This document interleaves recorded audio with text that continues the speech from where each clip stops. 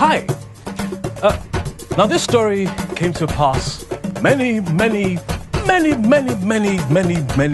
years ago. My name is Kalu Ikeagwu, and I am going to tell you a story called Olusegun and Nothing. So please listen very, very well, because there are many lessons to be learned from this story. Olusegun and Nothing were very, very good friends. Even though, that is, Olusegun was very poor and Nothing was very rich. Olusegun lived down an uncut, unkept path that led to a small hut, while Nothing lived down a well-maintained path with rows of striking flowers on each side that led to a huge palace. Strangely enough, both houses were built almost side by side. Yes, Olusegun and Nothing were neighbors.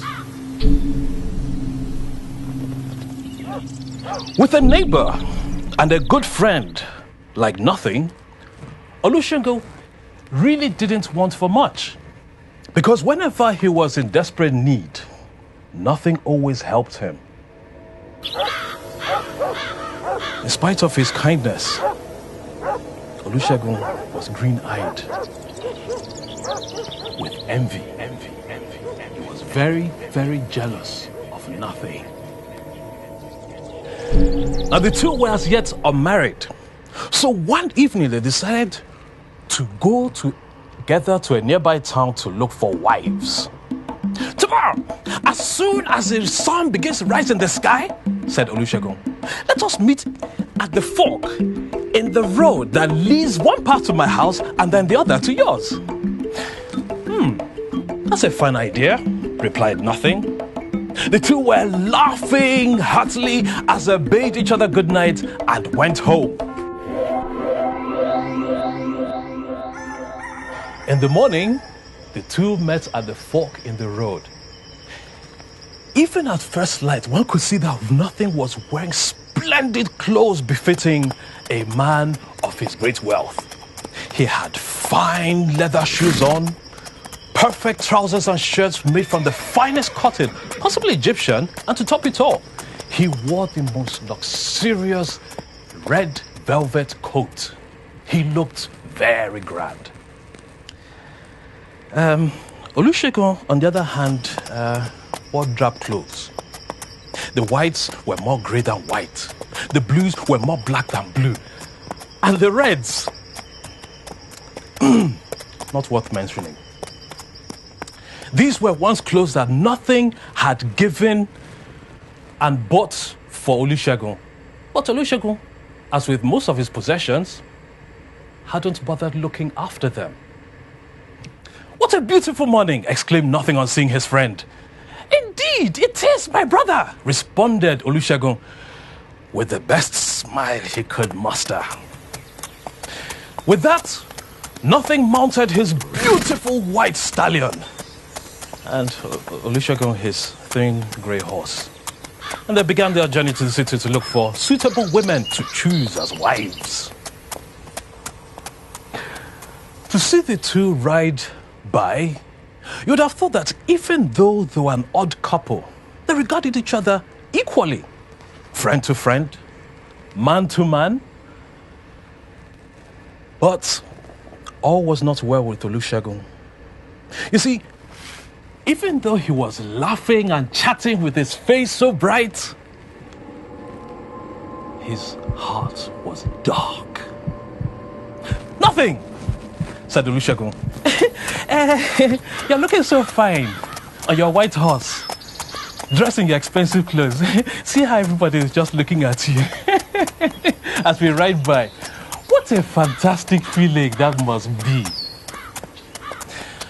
Nothing, in all honesty, and being very humble in character, answered his friend. "You know, it's only now that you mention it that I notice people are actually looking at all," he said with some surprise in his voice. "Wouldn't it be wonderful if we lived in a world where people judged a person by their character not by the finery of the attire, as I do you, and you do me. Yes, very true, nothing. But all the same, it's you that all these people are looking at. How I wish I could experience that feeling, just one time, to be, center of attention. With that, cleverly, Olusegun changed the subject for a moment by talking about the weather. But it was not long after before he said again, nothing. I would so much like to be looked at the way these people are looking at you, Would you consider lending me your horse and your fine clothes? Just so until we reach the outskirts of the town, at which point I shall return them to you. Nothing was a bit taken aback by this request. I mean, he had done many favors for his friend in the past, but this was a stranger so far. Olusegun, however, kept pestering nothing until at last he agreed. Oh, Olusegun, yes, I'll lend you my horse and my clothes till we reach the outskirts of the town. But you must promise me that there we will change back horse, clothes before we enter the town. Do I have your word? Oh, my friend! I don't deserve all this kindness from you. I promise. We shall ride our own horses and wear our own clothes as soon as we enter the town, Olusegun responded, enthusiastically. With the oath taken, the men swapped horses and clothes and changed, and that was it. Now, as I can imagine, it didn't take long before all the attention went to Olusegun's head. Riding the white stallion, he felt on top of the world. Nothing noticed this change in Olusegun's behavior and became a little concerned. He began to wonder if Olusegun would indeed be prepared to give him back his horse and clothes as they had agreed. As they reached the outskirts of the city, nothing reminded Olusegun that it was time for them to exchange horse and clothes as agreed. Outrightly, Olusegun said, look, I am not going to keep that promise of mine. You're a fool to believe me. I am enjoying this attention, and I shall enjoy it more as we enter the town. This is my time to shine, so leave me to it.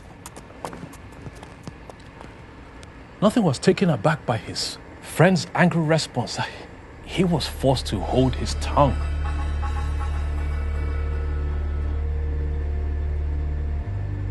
Strangers in the area were noticed quickly, so it didn't take long before word spread that the two men were in town hoping to select girls from good families that they could take as wives. Within the hour, Olusegun had more than 100 offers from wealthy fathers pleading with him to choose their daughters. Hey, see that fine white horse, said one. Yes, must be one of those stallions from our Arab brothers, responded another very knowledgeably. Oh, see his red velvet coat, one woman exclaimed. He has money, agreed all of them. In the same hour, not one person spoke to nothing. Not one family chose to introduce their daughter to him. Olusegun had chosen two very beautiful girls to take as his wives. He married them quickly and was ready to begin the journey home, promising the girls' fathers that he would send their dowry money in a day or two. Not one family complained about this arrangement. Olusegun is clearly a man of great wealth and therefore a man that would obviously keep his word, they conceded. A poor old woman had been watching all that had been happening. She took pity on nothing and introduced him to her daughter. She was pretty, respectful, and modest. So, Nothing agreed to take her as his wife.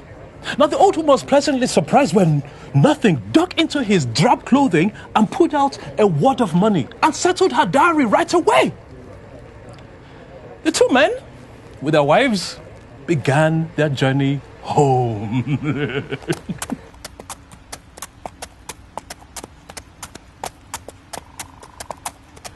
Neither man spoke to the other. If you had seen them now, you'd have wondered how it came to be that such a poor man was in the company of such a wealthy man. Olusegun was so carried away by his supposed new status, he quite forgot he would be found out when they got home. He had tricked nothing out of his horse and his clothes, but as yet, not his house. It was only the women who spoke. Olusegun's two wives could be hearing ridiculing the fate of Nothing's wife. She married a pauper, said one to the other, laughing. Look at his dog clothes, said one to the other. Both Nothing and his wife heard all the comments. Their journey home continued. As the sun set, the travelers came to the fork in the road that leads one path to the house of Olusegun and the other to the house of Nothing. Olusegun and Nothing stopped, but the women continued.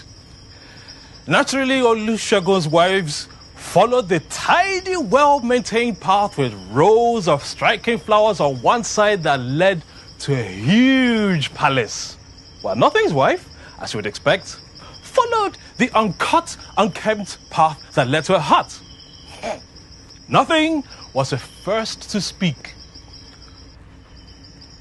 "Ladies," he said with great authority in his voice, "you, both of you, walk the wrong path."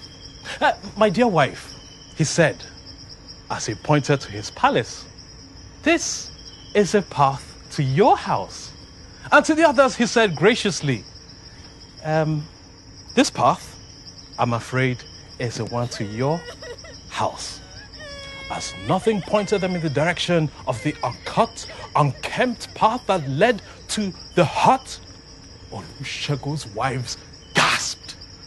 The two men, in complete silence, changed back both the horse and the clothes and led their wives along the path to their proper homes.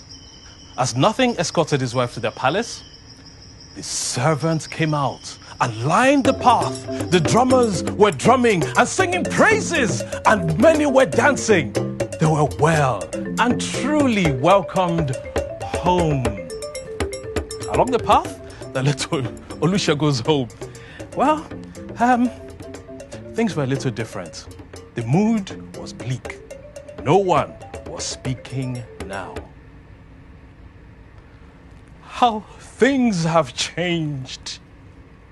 In a few days, Nothing's wife was regarded as the most important woman in the area. Nothing made sure she had all her heart's desires and much, much more met. At Olusegun's house, on the other hand, his wives were complaining bitterly. They hardly had enough to eat. And the little they could eat was almost rotten because that's the only thing they could afford to buy from the market. And to make things worse, their families were sending messages every day, inquiring about the unpaid dowries. And this, dear children, is an important lesson to learn. It is not always so that a man of great wealth will obviously be a man that will keep his word. Nothing's wife heard of Olusegun's wife's situation and, being kind, invited them both to a great feast at her house.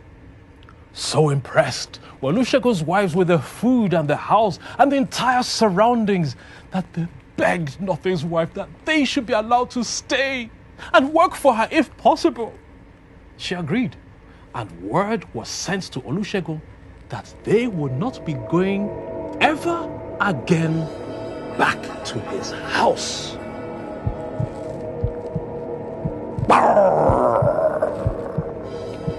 Olusegun was in a thunderous and dangerous mood, more jealous and hateful of nothing now than he had ever been.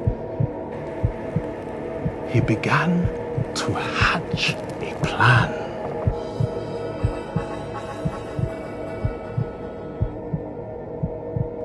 At the dead of night, Olusegun made his way to the fork in the road that led one path to his house and the other to Nothing's house.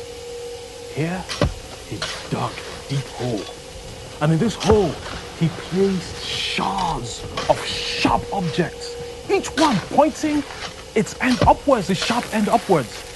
And then he covered the hole with branches and twigs so well, it looked like a hole didn't even exist there at all. Satisfied with his ghastly work, he walked to Nothing's house. "Nothing!" he shouted. "I have come to beg for your forgiveness." The whole household stared. "Yes, I know it's the middle of the night, but there's no time like the present to make amends."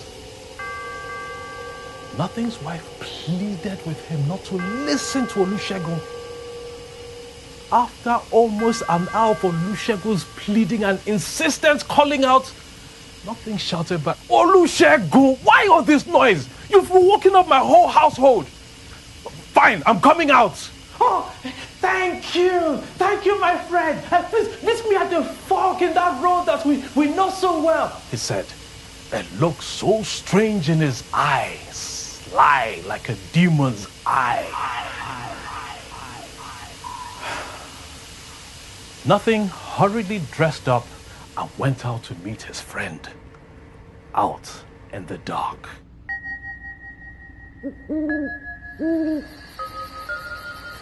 Nothing, arriving at the fork in the road, even with the light he was carrying, couldn't see Olusegun. He called out, "Olusegun, where are you?" "Over here, a little further down the road," came the reply.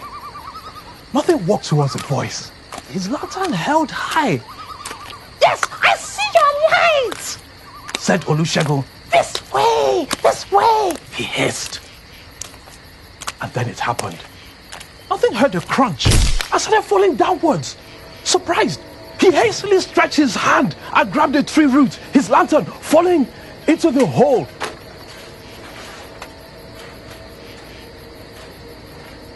And it lit the abyss. Nothing could see the sharp points of glass and metal that Olusegun had sneakily placed in the hole, all the sharp edges pointing upwards. Too late, he realized it was a trap. Then he heard Olusegun's voice above him. He looked up to see Olusegun glaring wildly at him. At last, he said. "All these years I've pretended to be your friend just so I could benefit from your kindness. You gave me this, you gave me that. I didn't want some of it," he said. "I wanted all of it." Realizing the awful situation, he was nothing new. He had only one option. With his free hand, he grabbed his old friend's ankle. "Then you will go with me," he shouted at Olusegun as he pulled his ankle downwards.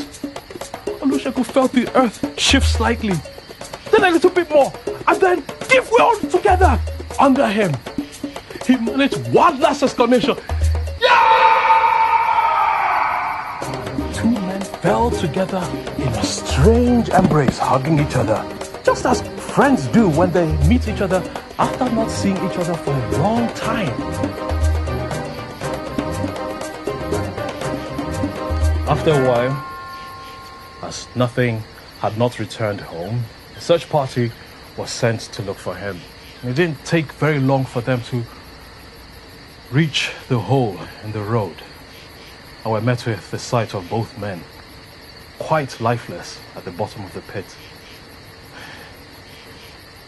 It was obvious to everyone that this was more of Olusegun's evil work, but that it had gone wrong for him as well. This great sadness spread throughout the district at the news of this terrible incident. All were heartbroken at the loss of nothing. Such a good, patient, and kind man. Effectively, nothing was spoken of Olusegun. With much sadness, Nothing's wife asked that 500 tubers of yam be boiled and 500 fish be fried. And when all was ready, she walked far and wide, giving portions of the food to every child she saw, and asked the children to help her cry for her husband. And that is why, even today, when you find a child crying and ask the cause, you will often be told that they are crying for nothing.